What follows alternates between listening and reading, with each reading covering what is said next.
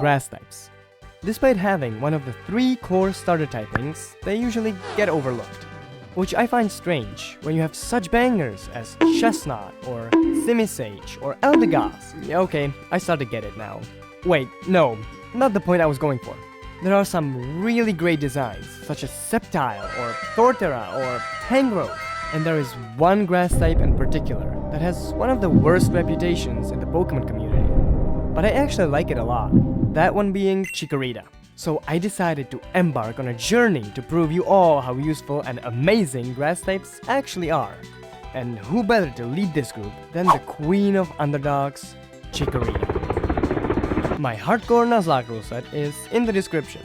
But to sum it up, if a Pokemon faints, it's dead, 1 challenge eligible Pokemon per 1 route, level caps, and no items in battle. Alright, I think that's enough for an intro, and let's get right into it. We begin by picking the only starter available, and I named the little guy Liam. Then I have to fill a report about a strange kid, who I named England for no reason. This video definitely wasn't supposed to be a St. Patrick's Day special that I didn't edit in time or anything.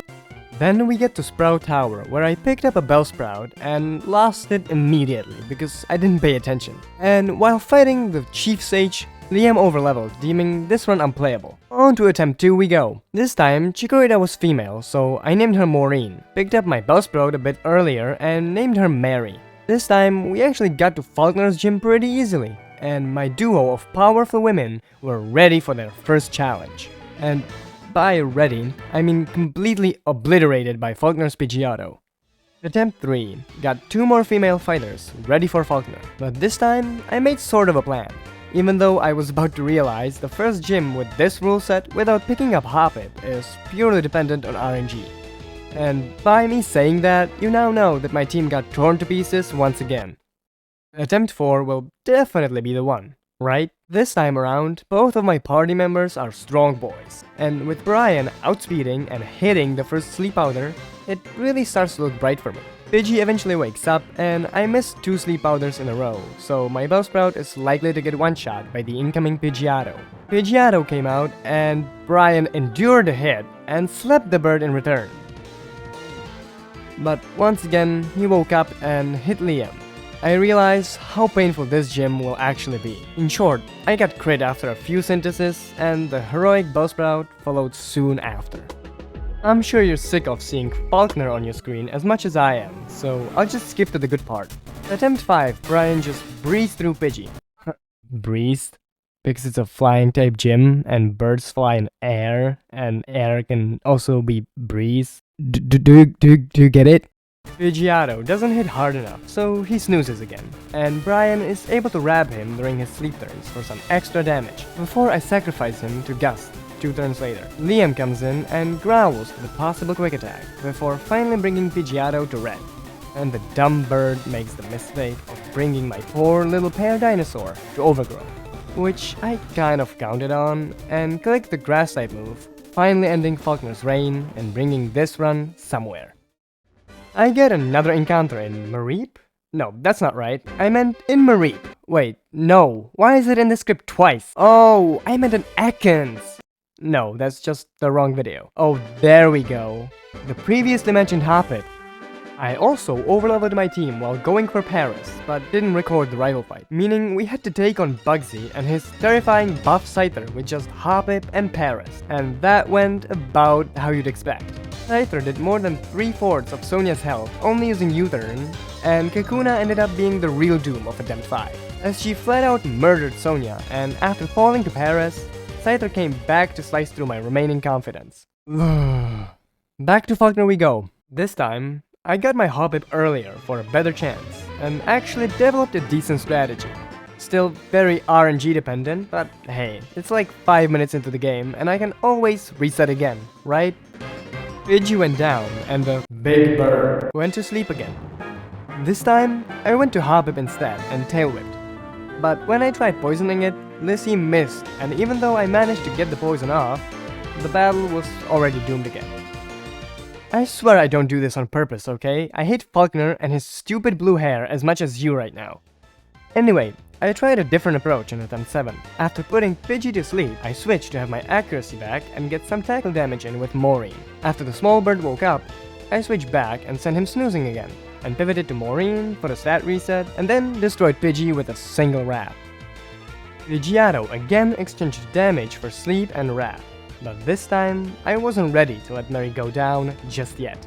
I switched into the unspoken badass Connor on a gust, and poisoned Pidgeotto as he roosted. Then I tail whipped and Connor lived another gust. I got the health back using synthesis, and it started looking like a deathless Faulkner at this point. I just had to pray for no crits, since that was exactly enough to end Connor's career. Thankfully it didn't happen, and I tagged Maureen back in, as Pidgeotto slowly succumbed to the poison. He tried to save himself with Roost, but it was just prolonging the inevitable. Another Roost and a Razor Leaf later, and we're back where we started. The next hit was finally able to end the stalling session and bring me the first clean victory of this run. Oh, how good it feels to have the Zephyr badge again. As you may have noticed, Connor carried the fight, and he'll continue to do that throughout the entire playthrough, until every single fire, flying, ice, bug, and poison type is down under. I got a Miracle Seed and started a bird genocide, until Maureen finally evolved into Bailey. Meaning it was time for our revenge against Bugsy, and who better to lead with than the destroyer of worlds, Connor. I went for a poison powder first, and Scyther just leered this time, meaning he was already on a clock, as I had to switch into Maureen to get the defense back. U-turn almost killed her, but nothing a synthesis couldn't reverse. I then healed into full, as Kakuna just used a weak poison sting. I tagged Mary in for the resist, and wrapped the little cocoon for some passive damage. I also, for some reason, went with the growth strat, even though there was no point for it. I eventually decided to sleep Kakuna, so I don't get chipped annoyingly, as Bugsy healed her, wasting one of his potions. I then didn't feel like wasting more turns on Sleep Powder, so I just wrapped a few times to take Kakuna down, bringing Scyther back in. I knew Quick Attack was coming, and I also knew there was no member of my team that could live the next hit after Quick Attack. So I had to make a sacrifice. Sean was the newest member of our team, and I even forgot to introduce him. He was also the least useful of all the encounters we had this run. So I naturally tried to save him, switching in Connor right next turn, as Scyther did a few bumps to get him riled up. Connor luckily held a hit from U-turn, and the other fodder Pokemon came out. I healed Connor a bit using Synthesis, and switched my own fodder to take the hit from Tackle. Sean's Effect Spore actually procced, but Shedskin cured it, so I sent Metabot back to snoozing using Spore.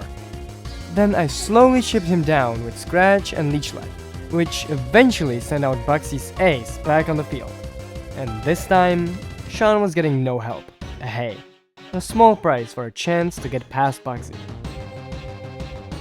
Maureen came back out to growl at the Mantis Pokemon, as he did a few more bumps of Angel Dust. I knew the poison would whittle him down eventually, but I had to pray for no crits. I went for another growl as Scyther leered at my slightly bigger pair dinosaur. Connor popped back in on a U-turn as Scyther was slowly losing health. Then Connor hung in there on 1 HP and synthesized back up. Another hit brought Connor back down to red, but he had enough strength in him to take down 10 more Scythers. He easily outlasted Bugsy's ace and got me past the most tedious early game of my vanilla game Nuzlocking. I thought Maureen reflect over Growl as Connor blossomed into even more power-hungry flower. There is a reason why they call them dandelions.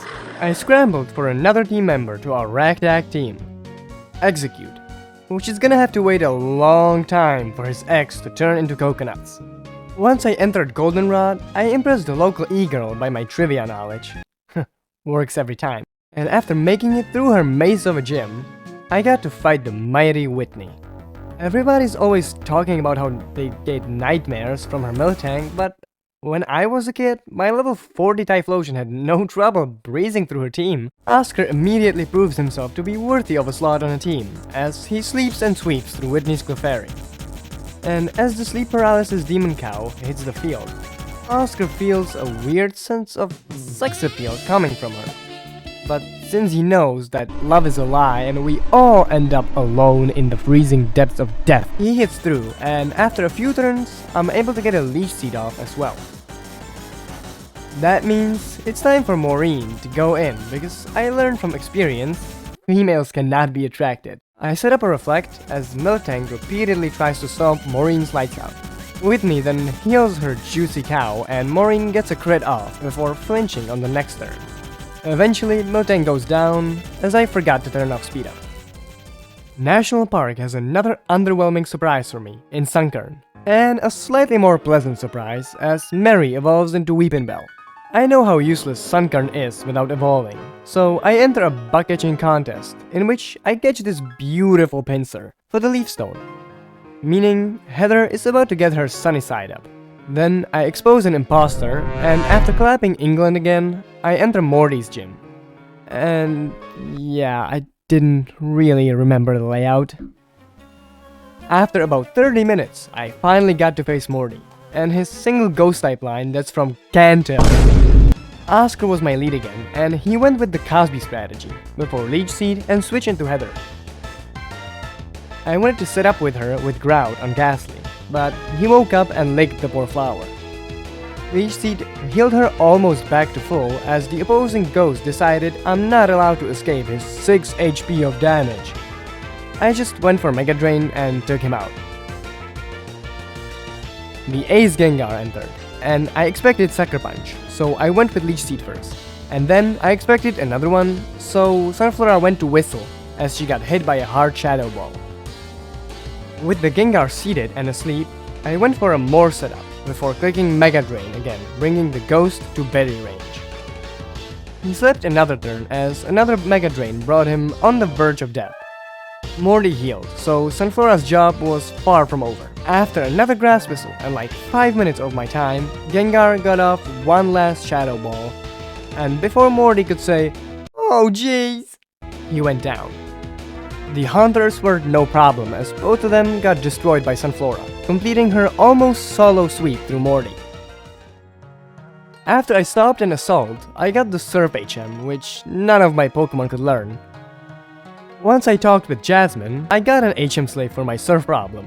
And since I'm not allowed to use it anyway, I wanted something small and unnoticeable. So how about the Titan guarding the 7 seas of Hoenn, Kyogre. Level 1 with only Surf and 3 splash slots. After beating some basic Misty wannabe, Connor decided to chew up more scenery by reaching his final stage in Jumpluff. And once I got to Cyanwood Town, I decided to take a team photo. You know, before we lose somebody. Well, I mean somebody who could actually affect the run in any way. And before you can say, "Tofu," we have a team memory. I then had to stop some weirdo from waterboarding himself, and he decided to fight me for it. The people these days, am I right? Chuck has just 2 Pokemon, off of which, you guessed it, none are Johto Pokemon. What the hell are these teams? Primeape gets the Oscar Egg experience, or I mean he would've if Chuck wasn't a cheesy prick. So I split up until I finally hit Leech Seed, putting Primeape on a clock. After hitting Confusion, I also brought him to red, so Chuck could heal because, as I said, he's the prick. But Karma hits him right back as I connect with 2 Confusions in a row. Primeape then hits Oscar with a hard Rock Slide, bringing him to Oranberry range. As I missed the next Confusion, but at this point, I just switch into Maureen to have her ready for the incoming Poliwrath. I mess up on speed up and click Reflect on a Focus Punch, enabling the ape in his prime to deal massive damage before dying to Leech Seed. Poliwrath connects with the Hypnosis, forcing me to switch.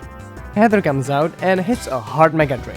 The Poli then tries to Focus Punch as I break his focus with another Mega Drain. After one last body slam, Poliwrath actually slams his body onto the ground, dead this time, earning me another free badge. I also got a Gloom, which I kinda forgot to mention, so here you go. Maureen finally reached her final form in Meganium, and I took on Jasmine. I got a little cocky after the last couple of gym battles, so I didn't really mind the level cap, and I matched the number of Pokemon in her party. She leads with a measly little Magnemite, so I led with Maureen to set up Reflect right away. As Magnemite paralyzes Maureen, I switch her out for Heather, who sleeps Magnemite and sees him as he sleeps. I start to get the growths up and Magnemite wakes up and paralyzes Heather as well. But her Cherry Berry cures her, so she gets off a Mega Drain, which does a huge chunk of Magnemite's health. I then use Growth as Jasmine saves the already seeded Magnemite by healing it. He hits Heather with another weak Thunderbolt, which paralyzes, and Heather actually gets paralyzed turn 1. So I speed up to take the little magnet down, and out comes Steelix. She goes for Screech, forcing me to switch on the next turn as Heather seeds another victim. Maureen comes back out on an Iron Tail and sets Reflect back up. I then slowly chip away with Razor Leaves as Steelix waves his Iron Tail around. I'm lucky enough to get a crit to speed my job, but I get crit right back with a defense drop and a full para on top for good measure. Oh no, the Sandstorm! Whew. I almost threw up when I saw that. Heather took over the situation, taking another hit in the process. Her lead seed just barely missed the kill on this annoying Solid Snake, and I then let Maeve, which I properly misspelled by the way, make her debut. And by being the queen that she is, she just takes a hit and stands there as Steelix disintegrates. The fight isn't over, as Jasmine has another Magnemite up her sleeve, which my group of paralyzed heroes just wipes the floor with.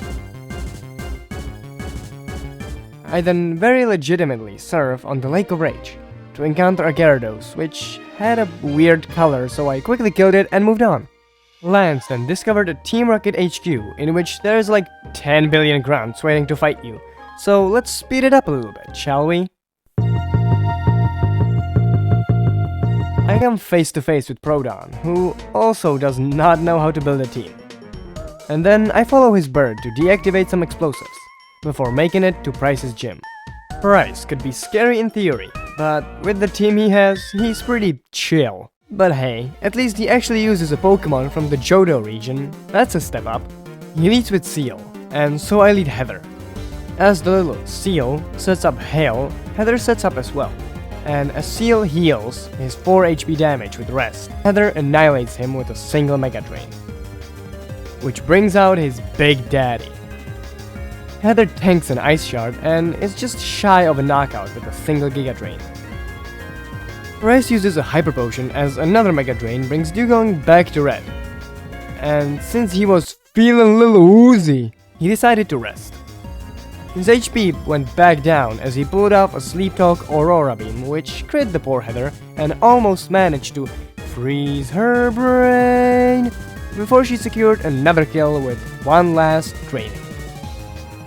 Willow Swine was out last, and I brought out Maureen as the first Ice Fang did over half, so I gambled on Reflect, and after another close call with Blizzard, Maureen crit a Razor Leaf to take down the poor swine. I had to infiltrate the Goldenrod radio tower, but England blew it, so I beat him up. You know, the usual. Then I got into the danger zone as I came face to face with Archer, who is, by the way, the most pathetic evil team boss they could have come up with. He leads with Hound Hour, as I bring out the big guns in Connor to get the massive chip with U-turn before getting Maureen in to tank a Fire Fang, and to show Archer what the real strength of a Rampage is. He sends out Coughing, so I send out Mary to get some screen time and desperately try to hit the Sleep Powder through Smokescreen. Eventually, she did, and Oscar finished the job with Confusion, the first actual threat since Bugsy's Scyther hit the field, and I knew Oscar lived a non-crit Fire Fang, so I chanced the Sleep Powder, which worked wonders as I was able to get Maureen back in for free. I clicked Reflect as Houndoom woke up and missed a Fire Fang. Then I synthesized on the next Fire Fang in advance, and again before going for Strength that did about 30%. After setting another Reflect up, I switched to Connor to show Archer who's the real boss by taking a hit and critting a U-turn on his dog. Maeve makes a cameo and tanks 2 hits in return for Stun Spore.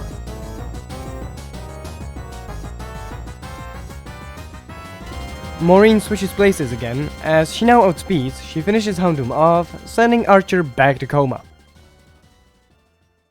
It's time for another team member. The grass-type spaghetti, which I was really looking forward to using, so I made her learn Ancient Power and immediately evolve her into Tank Growth. While fighting Claire's gym trainers, I replaced Maureen's Reflect with Light Screen and was ready for the final gym test. Claire is a tough gym leader, as she does have a decent team. What she doesn't have are grass types, so it's time to introduce her to them. She leads with Gyarados, as I use the cream of the crop in Connor. He picked up a thing or two from Whitney's Miltank, so he attracts the faux Gyarados. The next turn, I Mega Drain as Love proves ineffective. Gyarados then gives in to Connor's incomparable charms, and actually doesn't hit for a good while. But I misjudged Claire, and U-turn way too early, as she heals her lead. I had to send in Maureen onto the field to put on Light Screen for future challenges. Claire actually switched as I healed with Synthesis, and Dragonair got hit by Strength, as his attempt at paralyzing Maureen was stopped by a Cherry Berry. Dragonair then whipped up a Fire Blast right before perishing to Razor Leaf. Kingdra is for sure the toughest member, hitting Maureen with a hard Dragon Pulse into full para. Connor went back out there, but we might as well call him Donkey, the way he charms all these dragon ladies. I knew stalling Kingdra out with Jumpluff wasn't a sustainable strategy, so I turned into Carla for her debut, as Kingdra got healed by her Citrus Berry. Dragon Pulse did a huge chunk to Carla, but my own Citrus Berry kicked in. I kept her in for a Sunspore as the next Dragon Pulse hit. Oh, I can already tell the plot armor on this one will be incredible. I switched Maeve in on a full para turn and went for Mega Drain as Kingdra tried to cheese me with Smokescreen. Hyper Beam then scared the shit out of me, but Moonlight fixed my mistakes. I used the free turns for more chip as another Hyper Beam hit for half of Maeve's HP. I started to feel like everything is going well, and then this happened. Everything went sorta dark.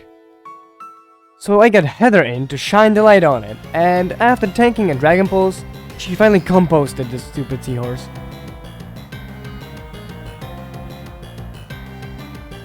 Gyarados re-entered and took a bite out of Heather, activating her Oran Berry, before she hit him with a Solar Beam, just barely missing a KO. I got Mary back out as Chlorophyll ensured she outsped Gyarados and returned him back below the surface. The other Dragonair lost a 1v1 against Mary, and that was it for our final batch. I mean, technically. Claire was being a little bitch despite almost destroying my entire team, and I had to answer a few questions by an old man. Important for raising a Pokemon? Well, violence of course, love. I acquired the Master Ball and a couple more Leaf Stones for Oscar and Mary. Meaning, the team was finally ready to fight some Asian women in Acrotique. They all have just one evolution. The issue is the order, since the only threatening ones could be Espeon and Flareon, which you fight back to back as the second and the third. After taking down Umbreon, I had a similar strategy for Espeon.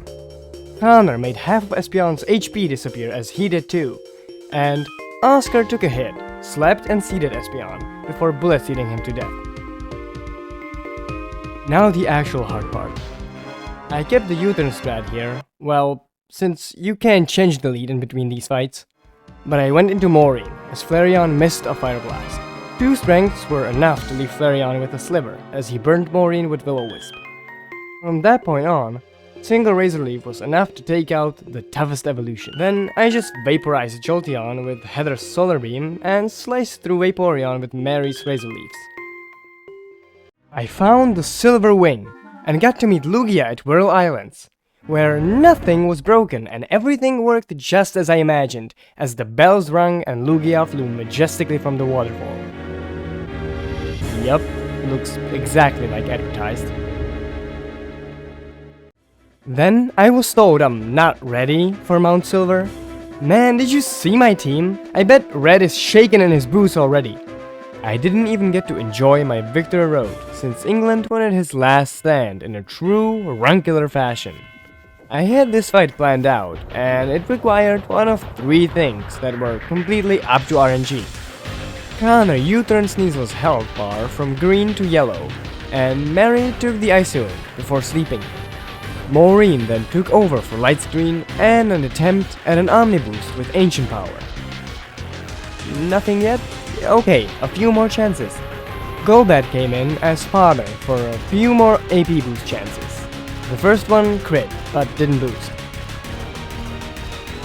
Ericother did nothing, and I put all my hopes for the smooth sailing of this run into this Ancient Power. And she got it!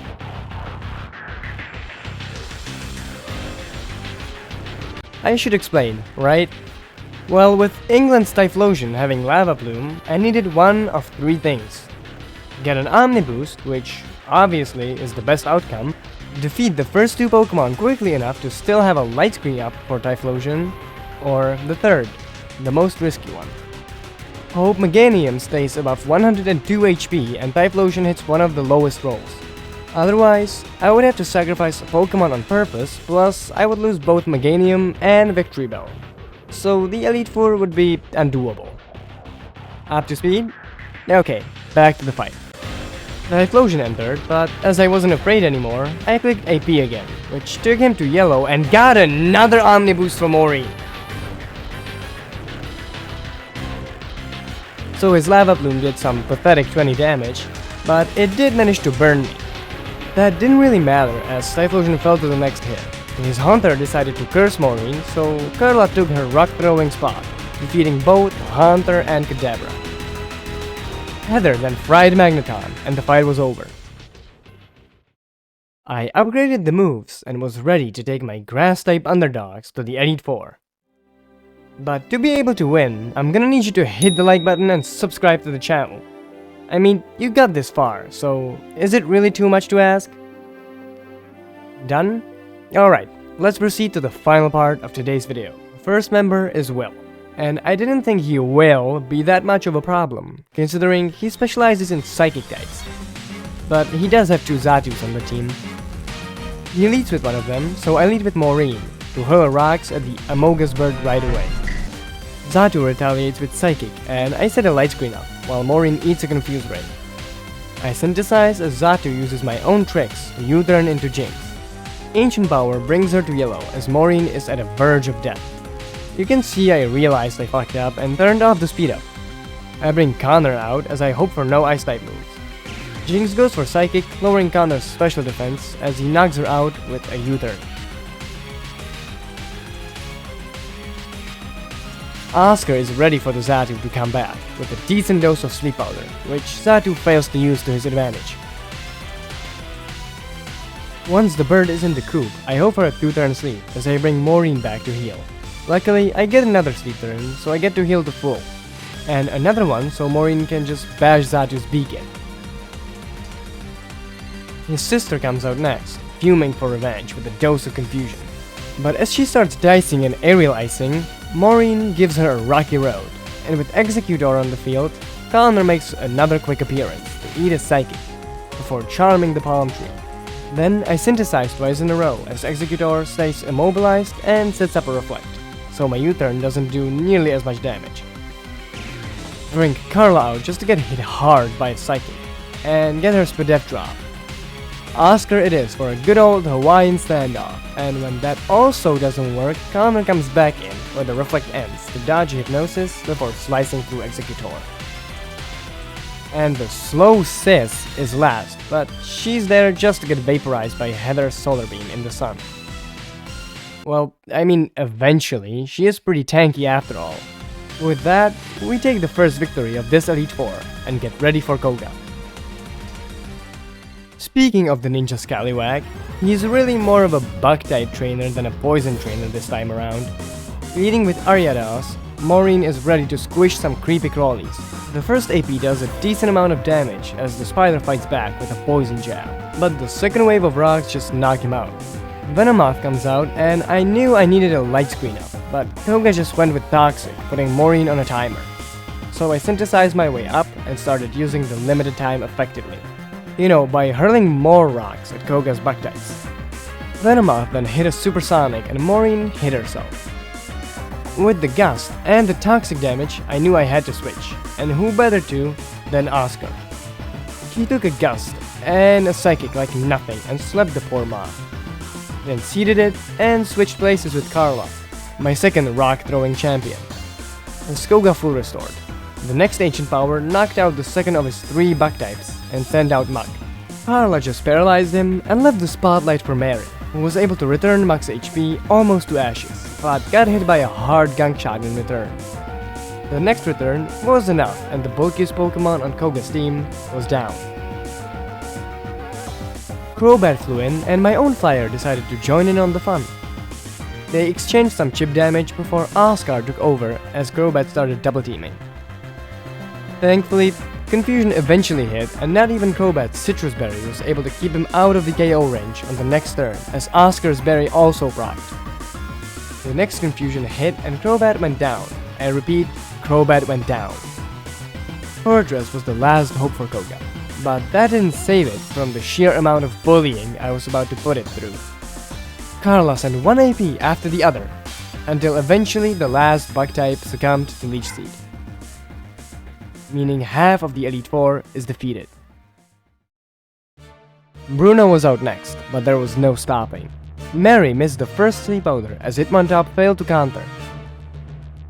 I managed to hit the turn after, and Carla started tickling the poor fidget spinner even through his wake up. When his stats were -6, she paralyzed him and let Maureen take over. I put Light Screen up because why not, and Hitmontop tried to dig himself into safety. I also tried to go for the Omni Boost, but after seeing how long that would take, I just sniped the kill with Razor Leaf. Hitmonlee uses his swagger, but Maureen sees through and hits for another KO. Then she snaps out and crits the Hitmonchan as the Ace Machamp comes out. She pushes him into a Citrus Berry range, and after a cross chop, I decide to give Oscar a bit of screen time as well. He takes a cross chop really well and sleeps and seeds again. Confusion then leaves Machamp with 1 HP, which gets sucked by a Leech Seed, bringing just the Onix, and well, that's Bruno. I make my way to the last obstacle before the champion, Karen. She leads with Umbreon, so Mary takes on him. After a successful Sleep Powder, I want to show off the new shiny Leaf Blades, which cause Umbreon to wake up and confuse Mary. That is something I played around with a Health Prison Berry, so another Leaf Blade slices through Karen's lead. Then a weird pigeon flies into the area and gets slept as well. After a return isn't enough to finish him, Karen uses her first heal, which I predict and send Murkrow back to snoozing. Maureen tags in for the setup, but Murkrow wakes up immediately and hits hard with Pluck. Another Pluck leaves Maureen below 40 HP as I go for AP, which boosts! Meaning I'm free to synthesize next turn and the turn after to get as much HP back as possible. Murkrow is then released from its misery with another AP, which doesn't boost this time. Houndoom runs on the field, and the rocks trip him up below half as he plots some nasty stuff. That doesn't really matter since, thanks to the boost, Maureen now outspeeds and destroys Houndoom with another ancient power. Vileplume's on the team for some reason, so I nail him with another AP with another boost. Vileplume tries to slow Maureen's Bloodlust down with a Stun Spore and Acid, but she raises him one higher with another AP boost. What the? I heal Maureen, and after taking another Acid Pill, Maureen uses Vileplume's own typing against him, sending Gengar out. He immediately spits on her, spites her. Eventually, he just goes for Focus Blast, which hits, for about 25 damage, as Maureen's Razor Leaf brings him below half. The next one unnecessarily crits to take Gengar down, and that's it for the Elite Four. And now, it's time for lands, lands, lands. So put up your hands, hands, hands. Mary keeps the lead, since she remembers her friends, Maeve and Sean, whom she saw wither away right in front of her. She gets a little intimidated when seeing the massive Gyarados, but powers through an Ice Fang before hitting the sleep powder. Maureen's bloodlust grows even stronger as she wants to bury this fake dragon in a solve of rocks. With another Omni Boost! I swear I'm not controlling it. I've never got this lucky in my life. Another AP doesn't boost, but brings Gyarados almost to the grave. Lands full restores as the next AP crits, bringing Gyarados even lower. I stupidly waste another one on the 1 HP Shrimp, and Maureen comes face to face with the Game Freak mascot. She's not too impressed though, as 1 Ancient Power is enough for the kill. The first Dragonite enters, and Maureen sets a light barrier between them. She gets Thunder Wave, so I try to go for Synthesis in advance, but she stays paralyzed. And flinches the next turn. I stupidly stay in, as another Dragon Rush keeps Maureen on 1 single HP.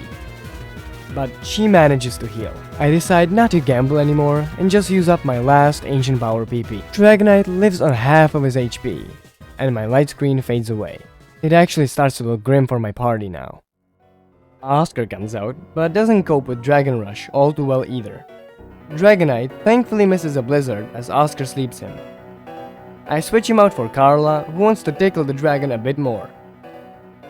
Dragonite snoozes through another turn, and Carla uses her own Ancient Power to knock him out. Well, barely not, but he sleeps through another turn as well, so 1 more AP is enough. Another non-dragon dragon enters, and I switch into Connor on the flying type move. Aerial Ice hits hard, but he's still able to U-turn and bait the rock type move for Carla. She still has to suffer through an Aerial Ice the next turn, but thanks to her Citrus Berry, she'll live 1 more as she hurls rocks at the stone bird. Carla hangs on 16 HP and hurls her last couple of pebbles that shoot down Aerodactyl and give her the desired boost. The Ace Dragonite hits my team left and right, but thanks to the sheer willpower, all of them remain alive. Mary is even able to use the Outrage Confusion to her advantage, as she waits for the full restore, sleeps the dragon, and then spams returns to take him out. The last obstacle of the Johto League comes out, and almost one-shots Mary with a Dragon Rush before missing Thunder, letting my Ragtag plan get off a sleep outer. I then have to risk sacrificing Oscar for the Leech Seed to guarantee me a slow victory. But Dragonite keeps on sleeping as the combination of Confusion and Leech Seed chips slowly get me closer and closer to the finish line. Dragonite sleeps for 1 last turn, as Confusion brings him exactly to the Leech Seed range, winning me the most stressful and RNG heavy battle of my career, as well as the title of the Champion of Johto. But that isn't enough. My team remembers the pesky guard and his Mount Silver story.